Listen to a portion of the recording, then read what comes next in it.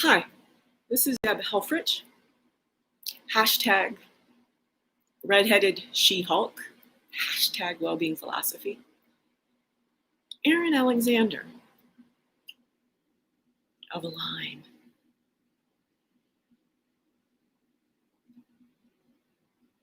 I want to propose a strategic professional partnership. I'm a fearless mamma jamma who can hum shaft right now if you want me to. But we're not going to go full hashtag redheaded She-Hulk performance. Hashtag racism makes me angry. This vision of being Dave Chappelle's soulmate. And in order to get there,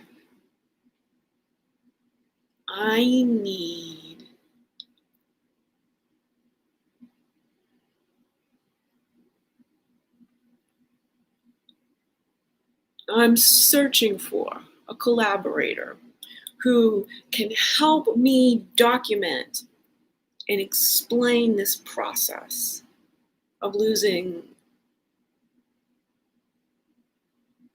200 pounds in a way that changes some of the hypotheses we have, because I've created this outlier situation of losing 150 pounds in the 15 months after turning 50, got up to 333. And now I'm at this point of losing this last 50.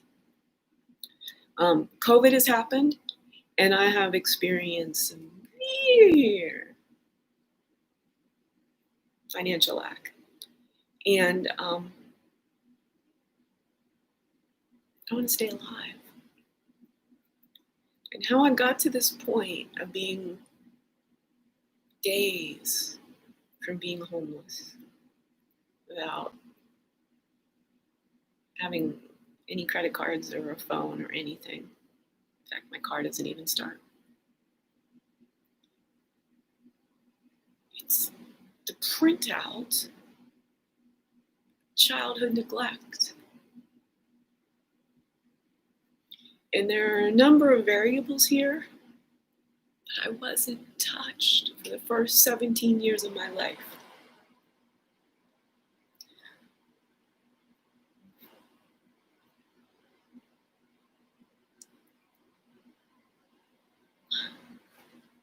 I don't know what it feels like to experience another human being making me feel loved. I don't know it. And at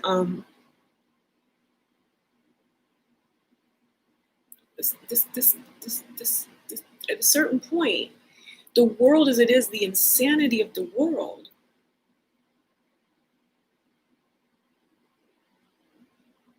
I took my philosophy degree software consultant self into Hermitage and just was like, I'm gonna have to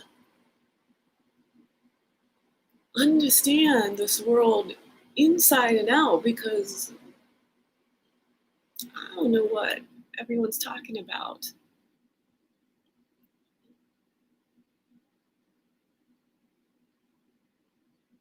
I've never seen worth the energy effort. Well, that's because I didn't know functional movement. And I'm an embodiment genius. You know, we all are in a certain way. But I really have a performer. This is this thing about wanting to become a stand-up philosopher. Dave Chappelle sort of like really angry. That's the hashtag redheaded She-Hulk. All right. I'm mostly this Zen philosopher. Like Bill Bixby was studious neuroscientist before anyone even used that term. But the poison, the toxicity, the chemical smells of the US of hypocrisy It made me so sick for so long. And I didn't know how to process all these toxins because I hadn't been touched.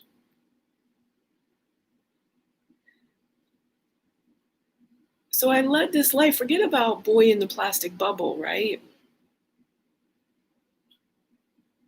And if you've read The Untethered Soul, I can't remember if you specifically mentioned it, but you or Aubrey, I'm almost certain someone has.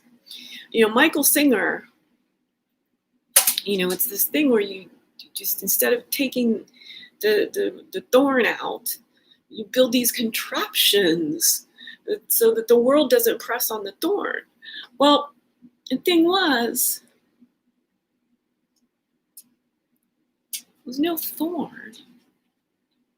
It was a lack of emotional expression, a lack of true expression, a lack of, first off, so nobody's touching me. And emotion isn't just, and then I'm always much more energetic, always having to ground, but then I'm oversized. And so really then the gravity and the grounding and just always like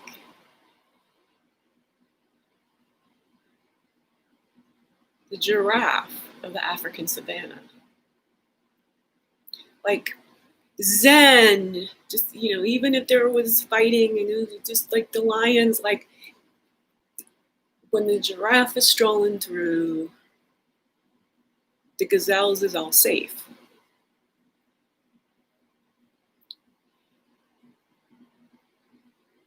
So I was born to be a giraffe.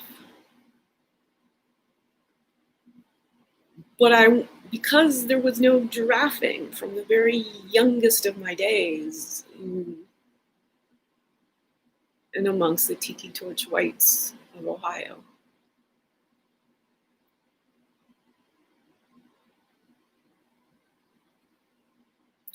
I insulated.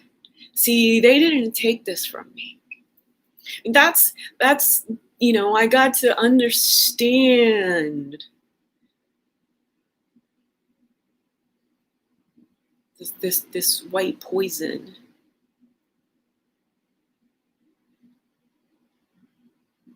as an observer who was strong enough to not participate.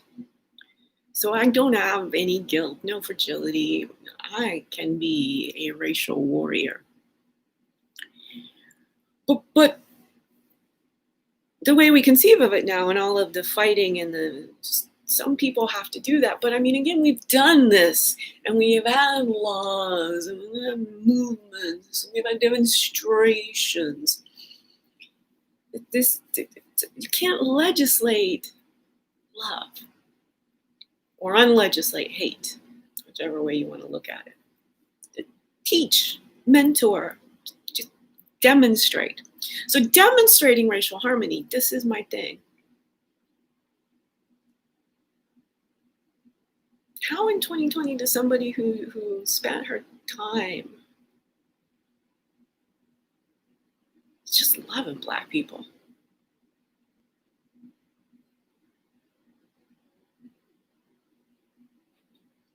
flaunting all of her African friends and Caribbean pals and African American brothers and sisters, not a single thing I've done to try to earn money has resulted in $1. Now, this is because I have seen through all of the lies of human health. And I think you are very, you're there. And yet,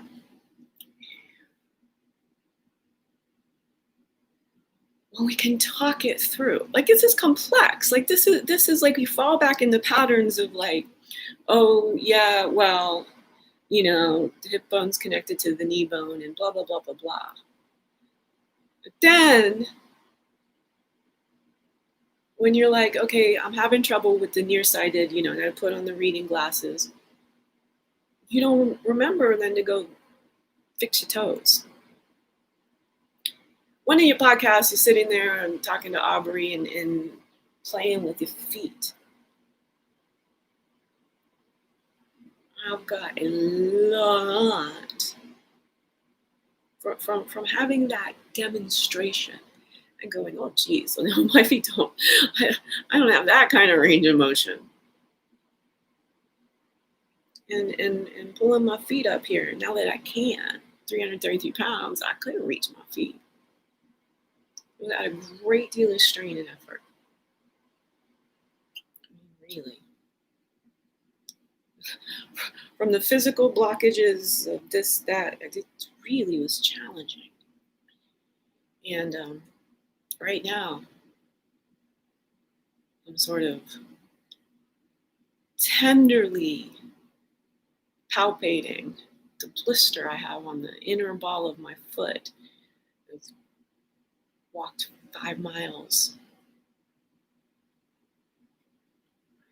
40 minutes ago, so I'm in my detox cool down before I go do my meditations to really integrate all of this. But these 2 blisters are on my inner, where my 2 big toes, who knows, have time to see them, or I should take a picture. I keep changing things. I keep asking my body how to heal certain things, and they heal all kinds of things. That's why I say I'm human potential on LinkedIn, and that's why I am. But I'm alone in the world with like no money to even buy microphones and figure all that stuff out. And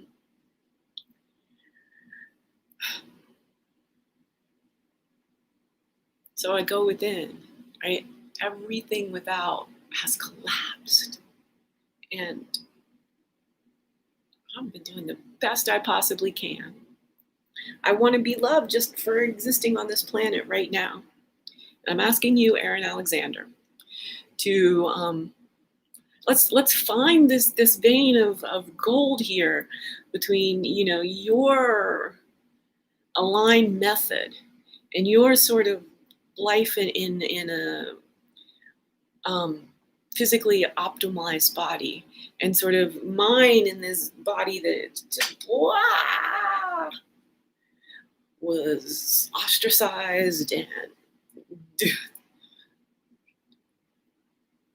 God, I wouldn't change anything that I went through for anything. I think what I went through, totally much preferable to all of the bullshit around being attractive and being popular. Like, I think we can complement each other in that way, right? And I think you would really, I don't know, I mean, in your visions and in your meditations, have you been thinking that sometime a body might show up that is in a inoptimal state, that you can, in a radically short amount of time, turn hot? Let's make this project happen. Let's get some investors. I'll come hang out with you wherever. I'm in Seattle, and let's. It just can't be the case that I've lost 150 pounds, become homeless, and die.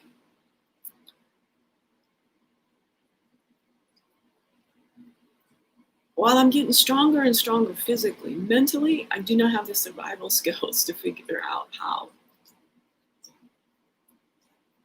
to live in my car.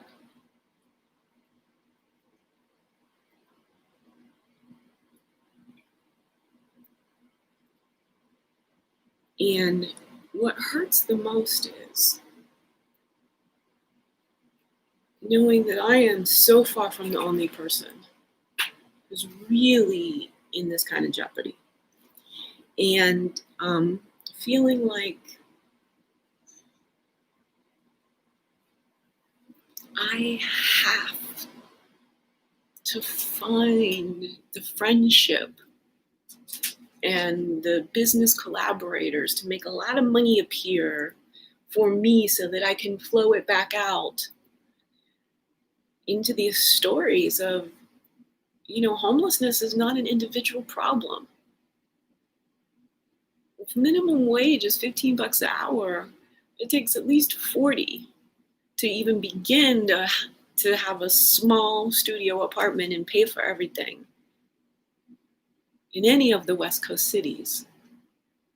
Like that $25 an hour gap in a basic lifestyle and what people are expected to be able to live off of.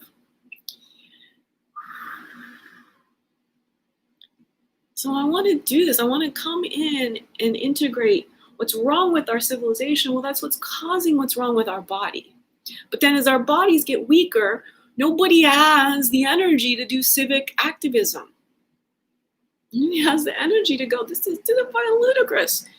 Whose job is it? Make sure there's enough jobs for everyone. But yet the society operates like if you don't have a job, you're such a piece of shit. I'm gonna let this 52-year-old woman die.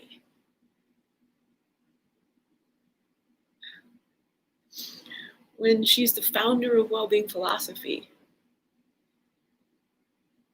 Somebody who's really interested in talking about the future of Africa, who has a lot of ideas, who is not a white savior. I want to be part of not the implementation, but the visioning. They're like, oh, well, but not this colonialization model bullshit. Life-centric thinking. You see, I don't even want to get into, I'll be bored to death about, reinventing the legal system in any way, shape, or form. I want nothing to do with the details of that. But again, that this whole punishment model, when we're all doing our best, and the punishment is almost always really about people failing to over generate capitalistic returns. Think about it. I mean, really, most people commit crimes to get money, or commit crimes because they feel unsafe, because they don't have enough money to live someplace where they feel safe. Or it's all the way that the capitalism is brutal.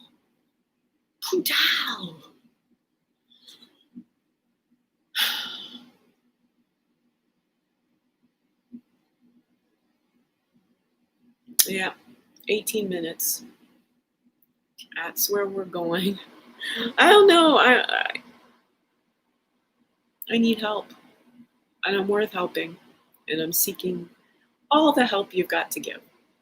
Thank you for just being at the stage in your journey that you've intersected with my journey, Aaron.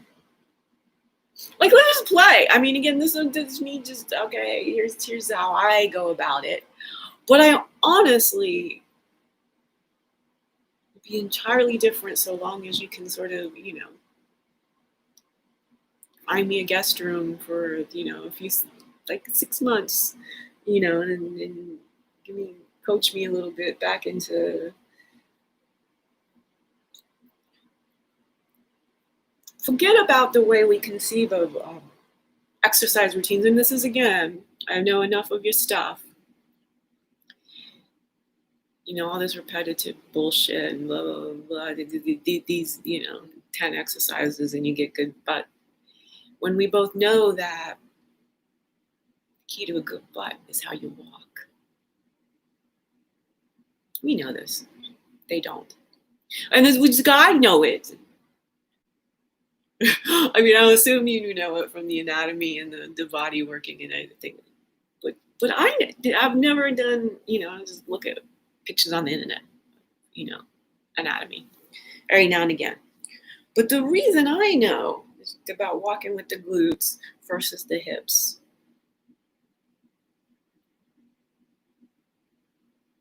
So I don't have a problem looking at dark-skinned bodies. Enjoy it. And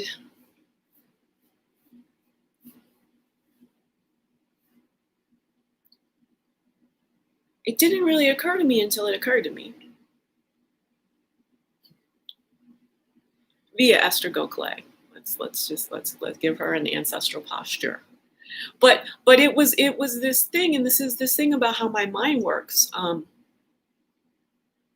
Maybe your mind does too. I think so.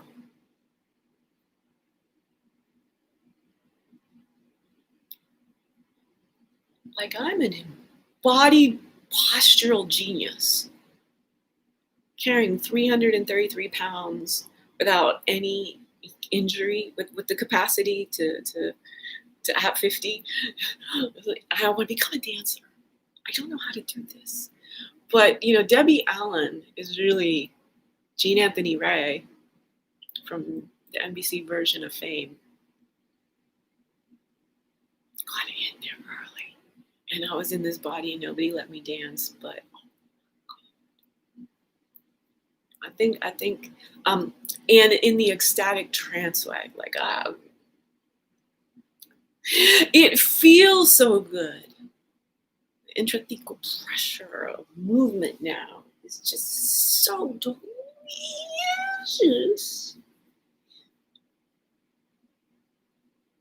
that there'll be a point, when I have some of my stand up, that I'm going to say, the hardest part for me of lifelong morbid obesity. So I was a toddler being the largest person in every single room. The thing that was the hardest for me, I'm not buying that. You can just feel like I don't even want to say it now. Because it's one of these things, it was a belief. People was crazy. And now I go, oh yeah. But I did not have the neuronal nor biochemical pathways, the thought processing to process the statement that nothing tastes as good as being thin feels. Oh, like, clearly just talking about like celery and kale, and I don't know what's the next. Broccoli's coming up for me. I enjoy my broccoli.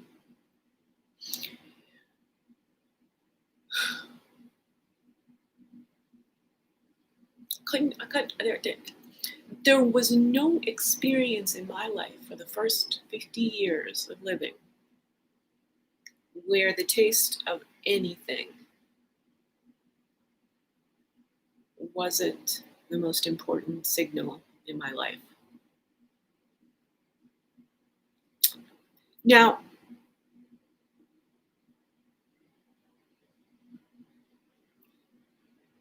here's where hashtag wellbeing philosophy comes into play. I was learning about Parkinson's, and obesity, morbid obesity, is a Parkinsonism.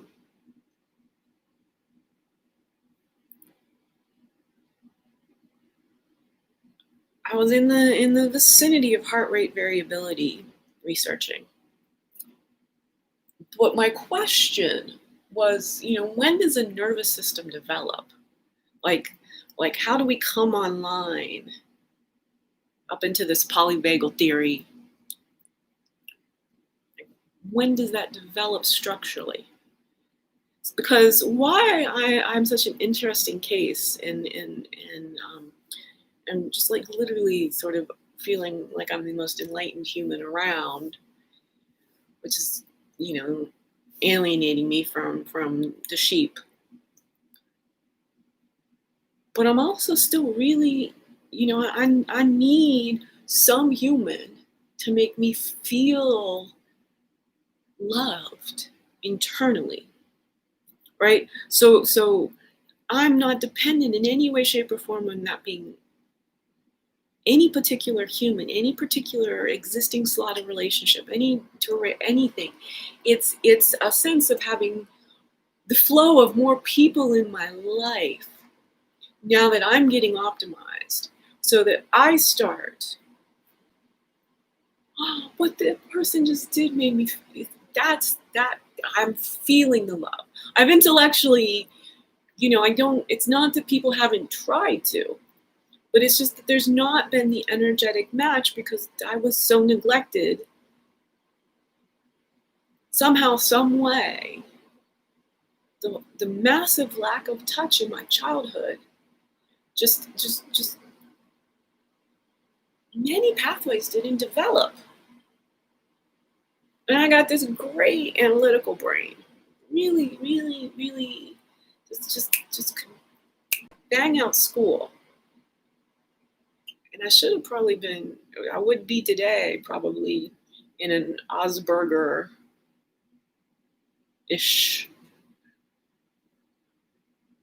border of autism. Difference. Definitely adult onset. I mean, I can identify some of myself now.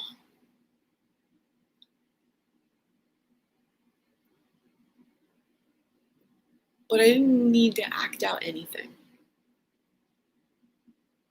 I was like a stone cold. I was a polar bear, right? I'm really not expending energy on a consistent basis. I'm hibernating. I'm really intelligently assessing like what energy is worth expending to try to kill, that seal, and where I might as well just like have some blubber for the next month.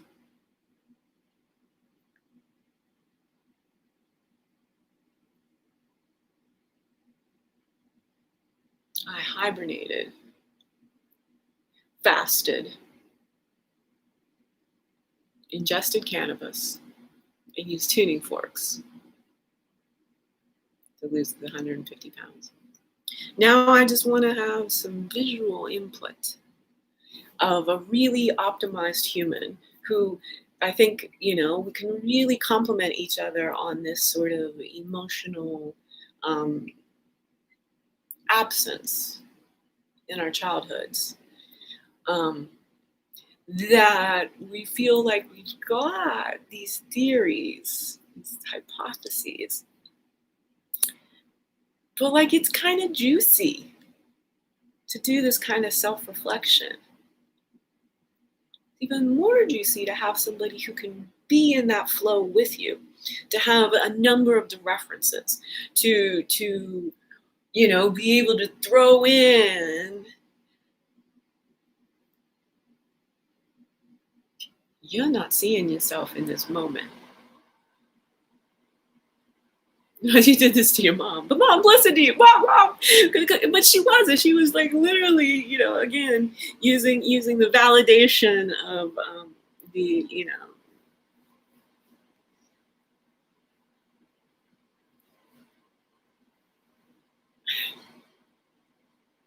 society's a bitch, and then we all become neurotic.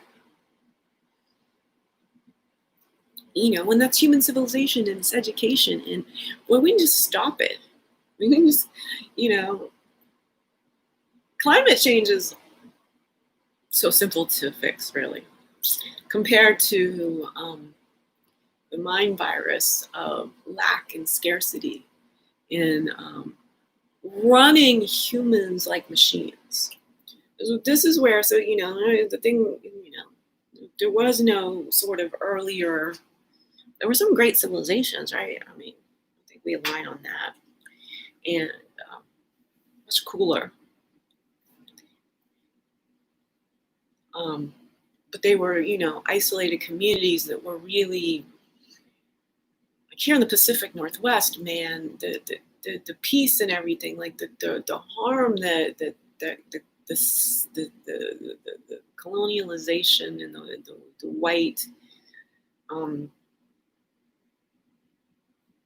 genocide. There's so much abundance here, and that I just, they were just so integrative, and the horror of what happened is the way people made their civilization take precedence.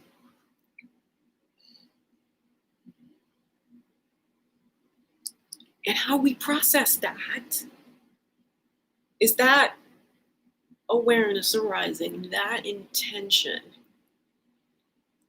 in me as a philosopher specifically, transmuting that into how we fix that is falling in love with every human on this planet and building a human container of civilization allows every human to create their own best life. There'll still be some, if the thought form is I'm the painter whose works always get 7 figures.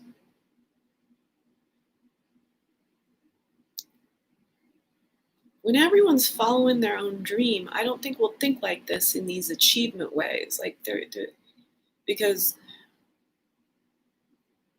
you're the painter of your own experience, I'm the painter of my experience, that we want to use paint or dance.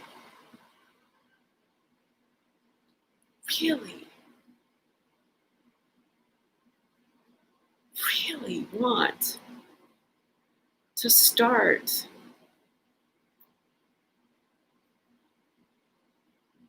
be known as this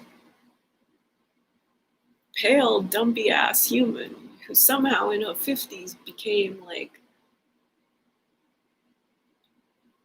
a magnetic African dancer.